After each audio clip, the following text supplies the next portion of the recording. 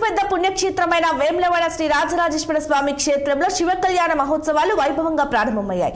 ఆలయంలోని స్వామివారి కళ్యాణ మండపంలో ఆలయ స్థానాచార్యుల నేతృత్వంలో అర్చకులు స్వస్తి పుణ్యాహ వాచనంతో ఉత్సవాలు ప్రారంభించారు. పంచగవ్య మిశ్రణము, దీక్షాధారణము, ఋత్విక్ వర్ణము, మంటప ప్రతిష్ట, గౌడి ప్రతిష్ట, నవగ్రహ ప్రతిష్ట, అంకురార్పణ, వాస్తు హోమం, అగ్ని ప్రతిష్టతో పాటు స్వామివారికి మహాన్యాస పూర్వక ఏకాదశ రుద్రాభిషేకం నిర్వహించారు. 5 రోజుల పాటు ఉత్సవాలు కొనసాగనున్నాయి. సోమవారం ఆలయ చైర్మన్ సాంబరెడ్డితో ఏర్పాటు చేసిన కళ్యాణ వేదికలో శ్రీ పార్వతి రాజరాజేశ్వర స్వామి వార్ల దివ్య కళ్యాణం నిర్వహించనున్నారు. ఆలయాన్ని రంగురంగుల పూలతో అలంకరించి గోపురాలను విద్యుత్ దీపాలతో అలంకరించారు. కళ్యాణం తిలకించడానికి శివపార్వతులు, జోగినులు భారీగా హాజరు కానున్నారు.